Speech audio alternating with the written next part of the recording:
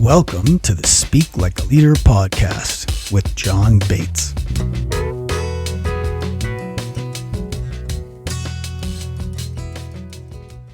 Welcome to the show. With me today is someone whom I met through another guest on the show that if you haven't heard her show, you should go listen to it. You'll fall in love with her like I did. Her name's Fiona Murden. And when I said, Fiona, who's somebody that I should, that I should have on this show, she said, Giles Paley-Phillips. And I went and checked him out, and I have chatted with him a little bit, and I think that you're going to be thrilled to meet him. So, Giles, welcome to the show. John, it's a pleasure to be here. Thank you so much for having me. You're welcome. So, Giles is an author, podcaster.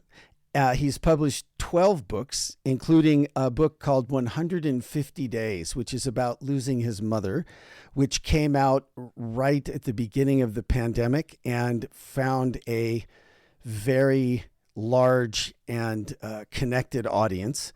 And his latest book is A Little Piece of Mind, which is a fiction thriller, if I get that right, Giles. Yeah, absolutely. Yeah, it's and a psychological thriller.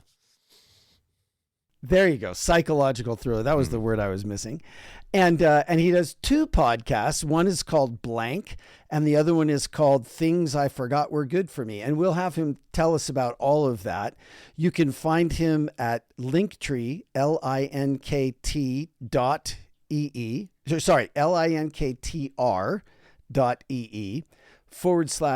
Giles Paley-Phillips. That's Giles Paley-Phillips 1. And I will put all that in the show notes. So, Giles, welcome to the show. It's great to have you.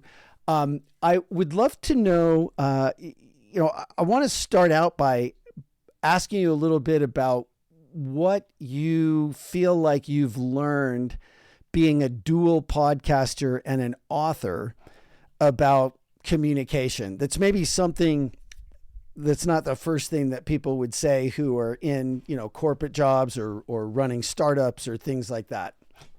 How's that for a question to start with? That's a great question.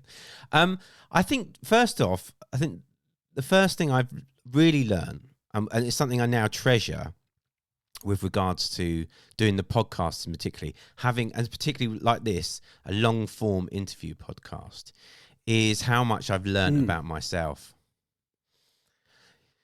And how not alone I feel sometimes when I'm in having a difficult moment. For example, if I'm feeling imposter syndrome or failure, or I'm just feeling like I'm not good enough or anything like that, how many people also struggle with those things. And the main podcast I work on, Blank, we talk to really high profile people who on the outset look like they've really got things together. They're like really, they're very successful at what they do, and they seem very confident. But doing the podcast, it's given us a chance to really dig a little deeper into these people's lives, and actually we kind of all find out that we're generally all winging it a little bit. And I don't know about you, when you have those moments when you're talking to people, it's an incredible comfort to have to be able to talk to these people, particularly people that are huge inspirations to you. We've talked to some really amazing people who, I'm a huge fan of, in the worlds of acting and comedy, and business and all sorts of things. And it's that reassurance and comfort it brings you to know that you're not alone in those feelings that you have about yourself. And that's been a massive thing for me. Well, boy, if I can just jump on that train for a minute, I think we have similar experiences from doing somewhat different things. I do a ton of one-on-one coaching with a lot of people who in the business world are like your guests. They're superstars, they're heroes of mine, they've done unbelievable things. And one of the things that I realized a while ago is that I'm totally convinced that everybody who's not a sociopath, everybody suffers from imposter syndrome. And so I decided it's like working with fractions, right? If all the fractions you're working with are over the same denominator, you just divide by that denominator and get rid of it, right? So like, let's just divide by imposter syndrome and toss it out, you know? Yeah, absolutely. And it's incredible. Like I say, how much you learn about yourself and also how other people deal with that as well, and how that you can start to sort of figure out your own kind of negotiations around imposter syndrome in particular. I mean, that's something that absolutely, like the themes on the podcast range from all different things. Imposter syndrome, without shadow of a doubt, comes up every episode. So I think that's a really interesting thing you just said, how people deal with it, how they make their own peace with it. So what are some of the different ways you've noticed people do that? Well, it's interesting because they vary so much. You know, it might be that someone will dig a little deeper into what they're doing and push through. Sometimes it's a case of talking to a life coach, you know, getting some professional help with it. I think actually talking about it with other people and having that empathy around it is also really important and constructive. I mean, that's the thing that helps me the most, is be able to have those conversations. And the podcast has allowed that as well, me to have those conversations on a regular basis with people. Yeah, I think that, you know, that's one of the reasons that I am so excited about storytelling and emotional connection and all the things I get to do in my work, is because that's what gets us through as humans. I mean, that's how we do it, right? Yeah, absolutely. And I think, like you say, storytelling. Yeah. No, I was going to say, John, storytelling. No, sorry. I was going to say storytelling in particular is a really interesting thing. And I always view storytelling as a way of connecting with people. Because you can, you know, whether it's through fiction or non-fiction or whatever it might be, anecdotal, you're able to connect with people on a certain level that they will understand and empathize with. Well, you know, so that kind of makes me think about your book, 150 Days. And I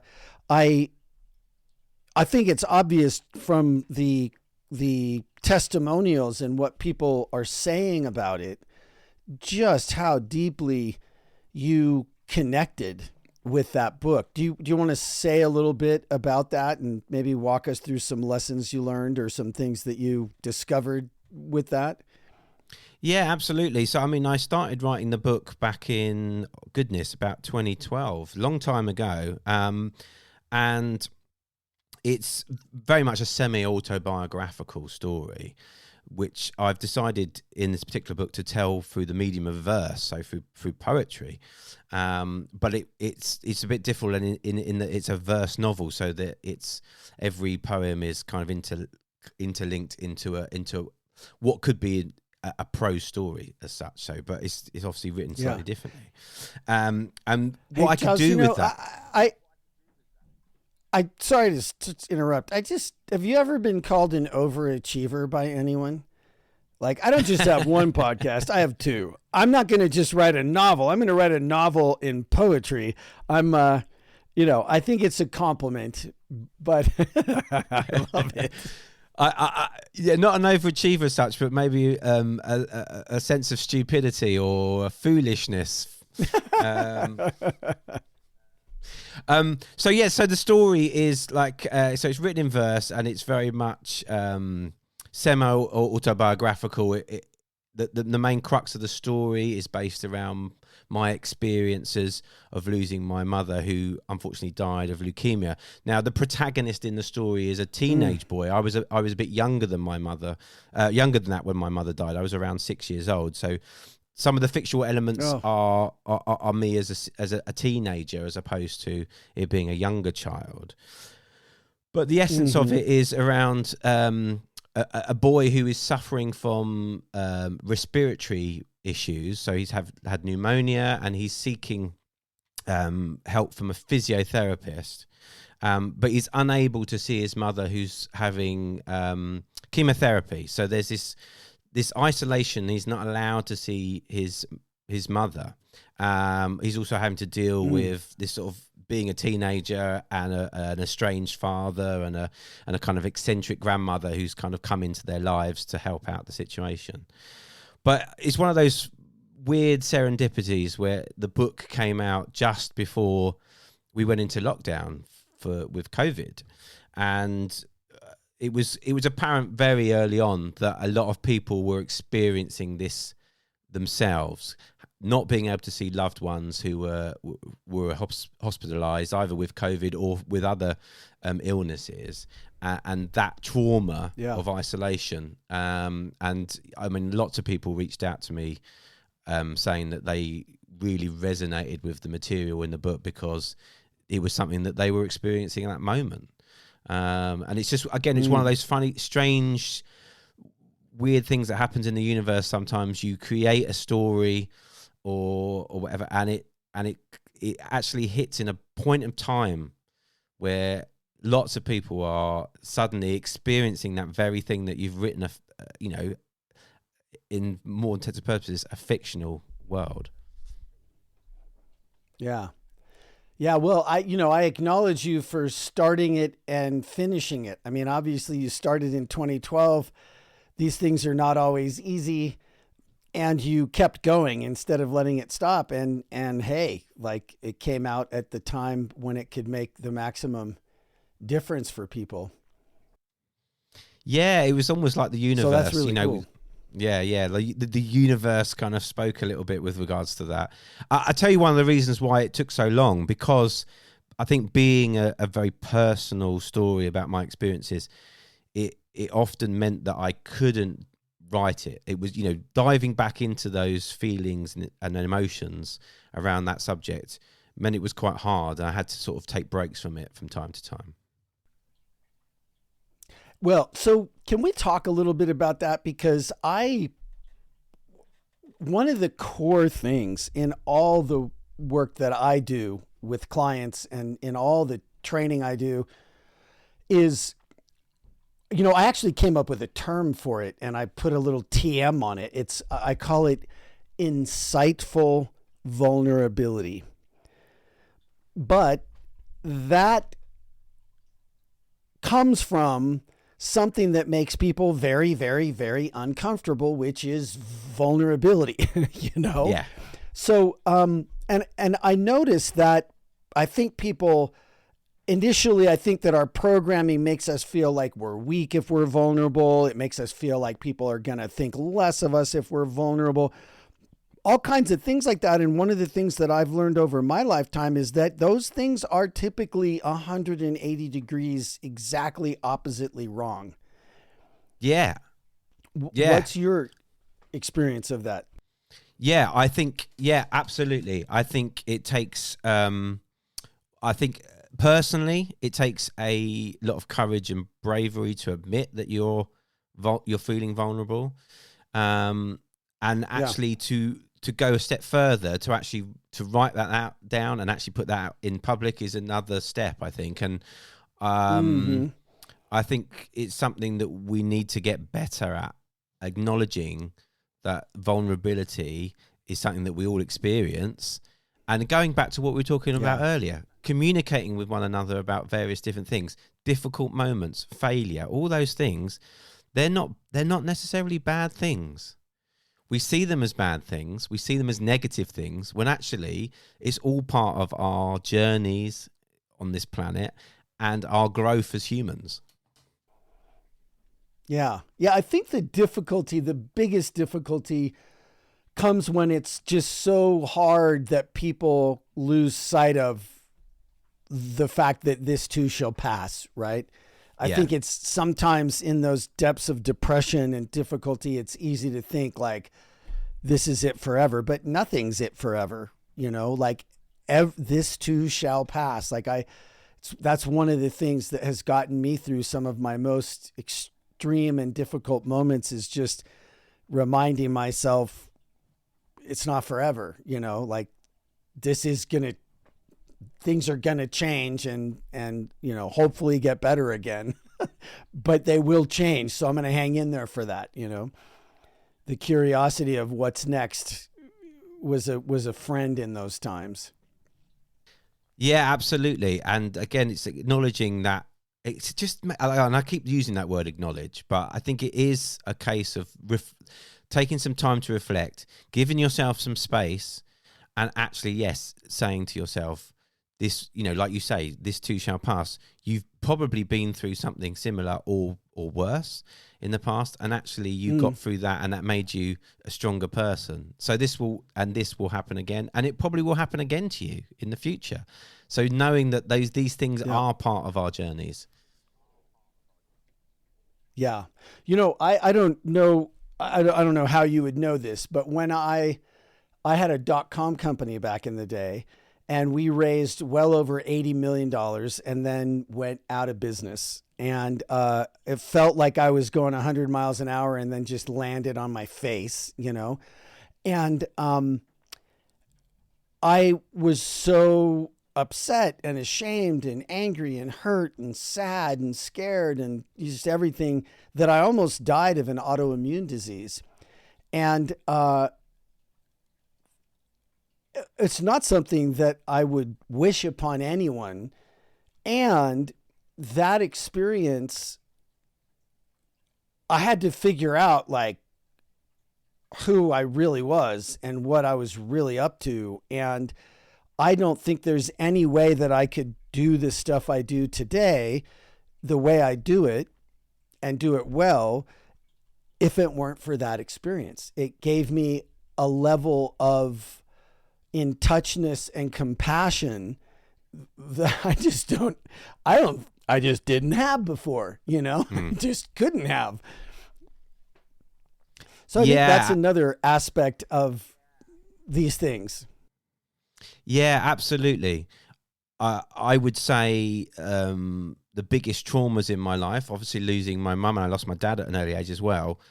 Like that sense of loss. Has certainly given me an abundance of what you say, like compassion, kindness. And I think the biggest thing, which sounds, I say it to some people and they think it's strange, but actually gratitude, actually knowing that I've been through very traumatic experiences, and I'm really grateful to A, still be here, but B, to be able to do things that I love to do, and that I've been able to fulfill my life in various different ways. And so gratitude is always utmost in my thoughts every day. And by the way, I just want to acknowledge for everyone that we have a tad of lag here. I think you're in the UK and maybe we're being routed through like heaven knows where. So it's not that we're talking over each other. It's that we have a little bit of a lag, and that's just how it is sometimes. So, so forgive me when I talk over you, or it seems like I do, and I totally forgive you. So, I don't know if you ever read that book, The Unbearable Lightness of Being. Have you ever heard of that by Milan Kundera? I know the book, but I haven't read it. I mean, and it's a fabulous book. I mean, it's one of the, I don't even remember anything besides how it changed me emotionally, but, that the title, The Unbearable Lightness of Being, when you say all those difficult things that you've gone through, and yet it's led to ultimately this gratitude for just being here, and the every aspect of the little things you do, the enjoy and all that.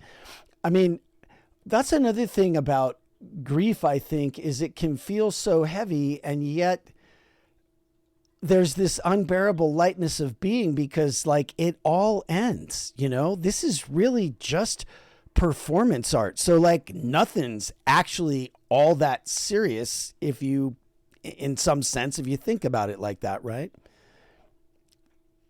Yeah, absolutely. Absolutely. And I think that, there's that, the clicking clock, the ticking clock starts to form. Yeah. Because you've seen that the time, for example, is so such a precious commodity. You know, we talk about other commodities in the world, but time is like it's the most sought after one. You know, we worry. Yeah. It's one that we don't worry about enough. And waste. We're very wasteful with it. And I think if you've been through a trauma and you know that you know that how precious that is, and how that you need to make the most of every single second. So Yeah. that comes back to the gratitude thing, that, you know, actually being able to make the most of these moments that we're in and not worrying too much about what's next, but actually really concentrating on what's happening right now. So, Giles, I'm a total Beatles fan, like kind of utter fanboy. Was it John Lennon who lost his mother, or was it? I think because John or Paul, one of them, I think, lost his mother early on. Were you aware of that? I wasn't. No, I wasn't. No, but it doesn't surprise me in some respects. Yeah, right. I mean, let me do a quick Google search, because I think that I think that one of them, so aside from the death of the uncle who raised him for most of his childhood, Lennon also had to deal with the loss of his mother, Julia. And if you think about one of the most beautiful songs he wrote, it was called Julia. Yeah. And God, it's so weird how grief can put such I didn't think it would hit me like that. Grief can put such beautiful finishing touches on people, if they just don't let it make them angry and bitter, right? Yeah. Yeah. It's funny you talk about music, because when I write, music is it's a big inspiration to me. It forms a lot of what I do. Some people that write, they like silence when they write, but I love to pound music out around me when I'm writing. I find it evocative, and it's funny enough, obviously, you know, talking about John Lennon there and that beautiful song Julia, how evocative just thinking about it is, how the lyrics, you think about the lyrics and the words and how evocative they are. One of the reasons why I wanted to write this book in verse as opposed to just prose was because I wanted to emote. I wanted it to be emotive. I wanted it to be language that really drove the plot, not, heavy prose and stuff. I wanted it to be rhythmical and beautiful. Because for Giles, me, yeah. Finish your thought, and then I'd love to have you read a little bit. Yeah. Share a little bit with us. Yeah, for me, I didn't want the story to be bogged down in lots of description. I wanted to evoke an emotion in people, and that was really important to me. So, yeah. So will you read a little bit to us? I'd love to. Awesome. This one's called Saying Goodbye. Okay. Today I said goodbye to Mum. It started to get cold outside, winter coming around again. It's 1991. I'm hoping for 1992. I'm hoping it will be better. She is going in just for a little while, more treatments. We carry on like normal. She sat on the sofa, dressing gown on, the sun burning a glow on the side of her face. Nana Q was going to walk in with me, walk me to school, even though I'm old enough to walk on my own. But today, they thought Nana Q should go with me. It's time to get going, Mum says. And as I lean down to her, she pulls me in, and I can feel her shaking, uncontrollable shaking. Her grip, it's weak. And she whispers in my ear, and I can't make out what she says. And I ask her to repeat it, but she can't hold back the tears. And as I pull away, I wish I'd asked again. So yeah, that's That's saying goodbye, and that's actually very much what happened when I said goodbye to my mum the last time I saw her. I was a lot younger at the time, but it's still kind of, it's really very, very prominent in my mind. But, it hits me extremely hard because I haven't had a lot of experience of close people to me dying, but my uncle died of pancreatic cancer, and then my second father, my best friend's dad, died fairly recently of brain cancer, and I don't have a lot of regrets with them, but the one big regret I have in common there is that I didn't have the courage to ask deeper questions, and I didn't have the courage to really talk about what was real. Like, I thought like they would have something against that. Like, what I've realized is that when people are in that place, like, and actually anytime, I think it's really important for me to remember people can hear anything. They can handle anything as long as you're there and real, about it. And this is really beautiful. It's I can anyway, I get why people resonated with that, Thank you. Yeah. Whew. So what has the outpouring been like for you for that particular book? Because you were just the recipient of what I've got to imagine is just a lot of raw emotion that of people that were resonating with this. Yeah, I mean, I think, I guess for me, in a kind of selfish way, I was desperate to write this book because it was, it was very cathartic, and as I've sort of touched upon, it was difficult at times to actually write it because you're churning up a lot of old memories and thoughts and feelings, but at the same time, it was cathartic. It was a necessary thing to me. Yeah. It became compulsive actually to get this thing out there. Yeah. And I didn't know how I would take. I knew that it would be evocative to some people because a lot of people are touched by cancer for one thing, and loss and grief, and so I was very aware that would be something, and it would be a tangible thing that I'd have to deal with. But do you know what? It was very much a beautiful thing. It was, again, going back to communication and having those very raw conversations with people who were having similar experiences themselves. There was something very, very beautiful about that. And again, that coming together. Now, look, we're speaking a few days after the Queen of England has passed away. And that's right. And what we've seen, particularly here in the UK, has been a coming together of everybody in a sort of national grief. And I think we felt that a little bit around the pandemic, and also, whenever some sort of iconic person passes away, we have those feelings. And I think when someone writes about something like that as well, that there is a coming together, and I think there was something very special about having conversations with people about their own experiences, learning from their own experiences, and that me being able to sort of further explain my own. It was and again, something I was very grateful to be able to do, because people are very, very honest in those moments. I think when you're going through a period of grief, and you're extremely honest in those moments.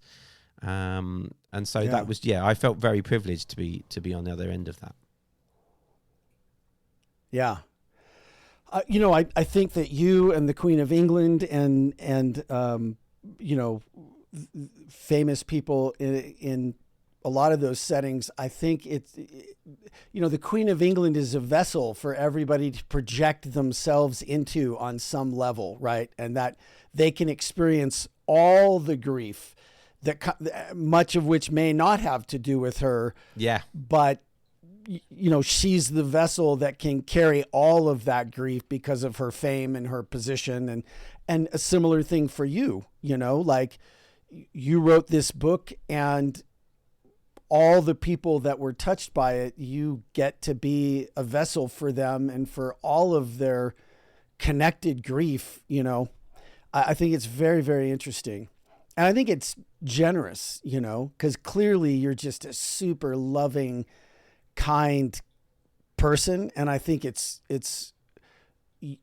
I believe that you performed a really important function for a lot of people because you were courageous enough and plowed through and did that, even though it was uncomfortable. And I think that that's one of the things that moves me so much about what I would call insightful vulnerability is it's difficult and it's so generous because it makes such a big difference for people, when you're willing to do that. And it was what you said is something that I've watched happen a lot in the work that I do with my clients. Tell me if this sounds like I'm picking up what you're putting down. When they go to the trouble of looking back over their lives and digging into some of those really difficult moments and figuring out what actually was the lesson and going ahead and processing whatever the grief or the shame or whatever they had to deal with in that moment, when they go back and do that work, number one, they come back with unbelievably powerful, meaningful, useful stories to share. They also come back, I think, just much more solid in who they are and what matters to them. And they discover aspects of themselves that are just beyond inspiring that maybe they weren't so present to before. Yeah, absolutely. Yeah. And do you know what? I was just thinking there as you were talking about, about vessels and stuff. And I was sort of thinking how creativity and particularly like art is such a brilliant vessel for emotions, and how, what do we do when we feel sad, or, music, for example. I have a huge passion for music, and it's my go-to thing. If I'm feeling sad, happy, whatever it might be, you can find something there. Looking at a beautiful painting, reading a book, watching movies, whatever it might be. How those things allow us to really look at ourselves and express ourselves. And one of the reasons why I do what I do, I play music as well, and because I want that connection. I want that connection with people on a deeper level, and to be able to, I would say I'm quite an introverted person, so I don't always, I'm not the life and soul of the party, but creativity, and through the things I make, I'm able to connect with people, and that's how I guess that's how I connect with people, is through those mediums. But yeah, it just really struck me when you were talking about that and that is a beautiful word, vessel. There's something very beautiful about that word. I don't know where it's originally came from, but it's a beautiful. There's some words that really hit you, and that really hit me there. So I appreciate you bringing that word into the conversation. Right on. Glad I did. And I feel the same way about that word in that usage, I totally get what you're saying. And so one of the things I said I was going to ask you, and you've already been so generous, but maybe we can get to a specific, what was one of the low points in your career progression? What was one of those moments when you were tempted to give up or didn't know you would make it by, and what did you do and what did you learn from that? Well, John, there's been so many. Every time I finish a book, I think it's the end. That's very interesting. I mean, that's one of the issues of creativity, right? Yeah, absolutely. I work freelance. I do lots of different things, and sometimes actually, the reason I do so many different things is because I've probably got to the end of a road on one of them. And I'm thinking, oh man, what am I going to do now? So I need to sort of diversify, and I think a lot of creatives are diversifying now with their work, and that's been great actually, because when I've been put in situations, I'm jumping ahead a little bit to the solution for the failure, really, or the feelings of failure, is when I get to a moment where I think I'm stuck, or things aren't progressing the way I want them to, or, nothing's coming good of what I'm currently doing. I kind of look for a new route and then try something else. I think whenever I've got into a sticky situation career-wise, I've always tried to find something new to do and push myself into something new. So, for example, the podcast started. I'll go back a little bit further. One of the biggest disappointments I ever had in my early life was I played in a band, and we toured a lot. We got to play some big festivals in the UK. Glastonbury was one of them, and some other big festivals. And we were really, that's cool. Yeah, and we were really close to getting a record deal. And one thing and another, it just didn't happen, and the band broke up. And I was absolutely devastated because I'd put all my eggs into that basket. And it was really, really difficult time, and I hadn't progressed in any other forms of my career. I'd really just wanted to be I wanted to be a rock star, and but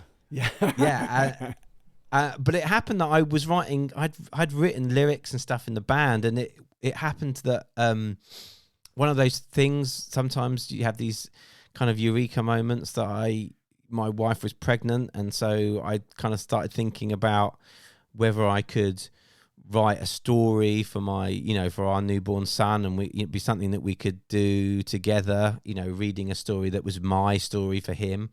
And that's how my writing started. So it was through a very difficult moment that I discovered something new, and that's happened every time. So that that happened then, and then I was having trouble with writer's block. I was struggling with a novel, and I started talking to my friend Jim, who's a stand-up comedian, and we were talking about these creative difficulties we were going through. And I said, well, why don't we create a podcast? We could talk to some other people, see if they're having the same things, and we'll maybe get some solutions. And that's how the podcast started. And in more recent, exactly. So it's one of those things. And so then, and then there'll be something else, and I'm sure there'll be something else coming up that I'll be thinking, oh no, I need to do something new again. It's just that constant kind of thing. It's having the courage. I think for me, it's always been having the courage in those moments to try something. And if it doesn't work out, it doesn't work out. But you never know what those things will lead to. And every time I've tried something new, it's led to something quite magical. And maybe that's luck. That could be luck more than judgment. But hey, if you don't have a go at stuff, you're not going to find out, are you? Yeah, right. I mean, there's no room for luck if you don't have a go. Yeah. So that's awesome. That's awesome. It's, I don't know if you know this, but when I was 20, I ran away to Los Angeles with my rock band, slept in my car on Venice Beach, and amazing. Ended up playing in Los Angeles for a couple of years. And then the junkies across the street in Venice Beach finally broke into our apartment and just stole everything but our underwear. Oh man. And everybody else went back home, and I stayed in LA and tried to make a go of music, and just didn't. I loved the guys I played with, but I couldn't find anybody else that I wanted to hang out with like that. Yeah. And so I went, back to school, and luckily I was at UCLA, because I had residency at that point. I went to UCLA and, ended up getting into the internet industry. But one of the things that I think is interesting is how much being in a band can teach you, right? Like, huge, because you kind of you learn about performance, you learn about the show must go on, you learn about making music that has to be well timed and coordinated with like other people. You know, you learn how to play an entire song all the way through instead of just playing the, you know, and then if you make a mistake stopping and starting, you can't do that, you know, and you know, you learn a little bit about business, maybe the hard way. But it's interesting. That's dude, and we never played Glastonbury. I'll tell you that much. That's freaking awesome. I mean, do you know what the thing I learned the most, John, which has carried me through, is collaboration. I think collaboration's the biggest thing I learned from being in a band. Hearing other people's views on stuff, you know, you might not always agree with one another, but it's good to be able to have that, you know. And actually, I've always enjoyed collaboration, and I think from doing the band, you know, I've always seen all my creative stuff as collaboration. People say a writer, you write on your own. You get, you know, once you're going through publishing and working with a publishing company, it's not it's collaboration. You're working with sales teams, you're working with editors, you're working with you know, all different aspects, the designers. So even writing a book is a collaboration.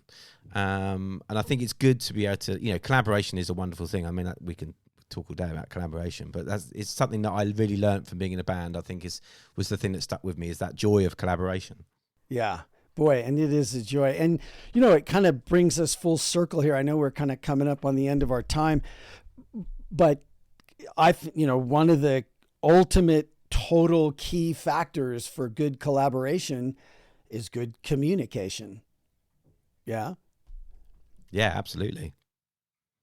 Yeah, absolutely. Yeah. So, yeah, go ahead. No, I was going to say, well, like I say, with all the projects that I've done, you know, I try and find an aspect of collaboration, whether it's doing the podcast. The podcast I work on, I tend to do with other people, whether that be production or actually hosting something. You know, writing, I've co-written some screenplays with someone. That again, it's that co-creativity that I really always seek out if I can, because I love the aspect of creating stuff with other people. Yeah. Well, so Giles, you've got two podcasts. One is called, we talked a little bit about, called Blank, which you do with your stand-up comedian friend Jim, and you talk to famous people and go to those places where they blanked out or had some kind of failure, or talk about things like imposter syndrome.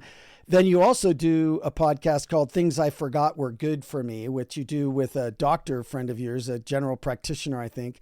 And you talk about things that you forgot were good for you, and even things like failure. I forgot that was good for me.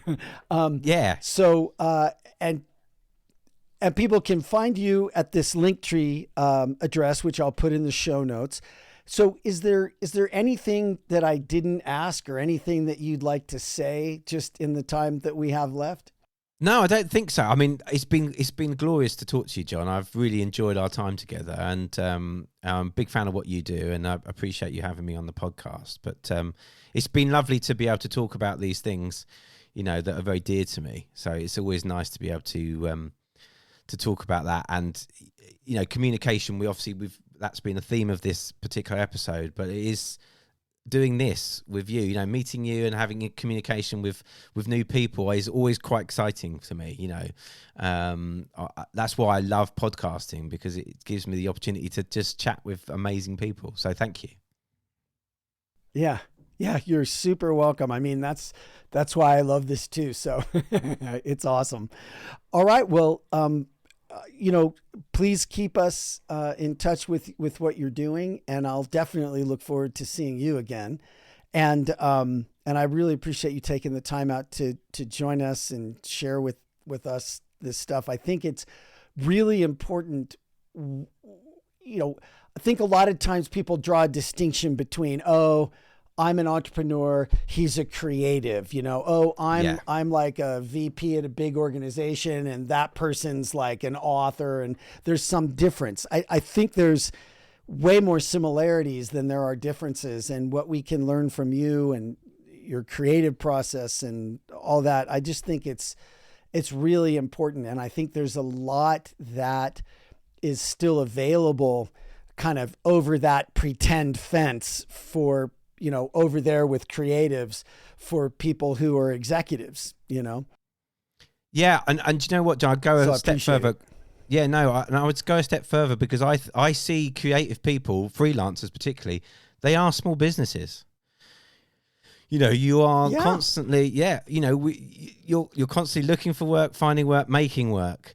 And, you've got a shop that's online maybe, or it's in person if you're doing events and things like that. So, we are small businesses to a certain extent. So I think there is more of a crossover than a lot of people think. And I think you're right. There isn't so much of a distinction. You're over that side and you're over that side.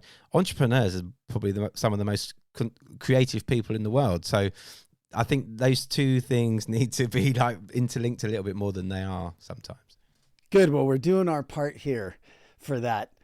And I thank you for joining me. Oh, thank you, John. So thank you. Yeah, great to have you. And thank you for listening. We appreciate having you here. Without you, this makes zero difference. And if you like Speak Like a Leader.show and you'd be willing to share it with some friends who you think would like it, we'd appreciate that. And if you could give us a 5-star rating wherever you get this podcast, that would help us get the word out to more people. And so Giles, thanks again for joining us today. And thank you all for listening. And please keep us up to date with what you're doing, Giles. We wish you the best. Thank you, John. Appreciate it. Thank you for joining the Speak Like a Leader podcast. Go be awesome.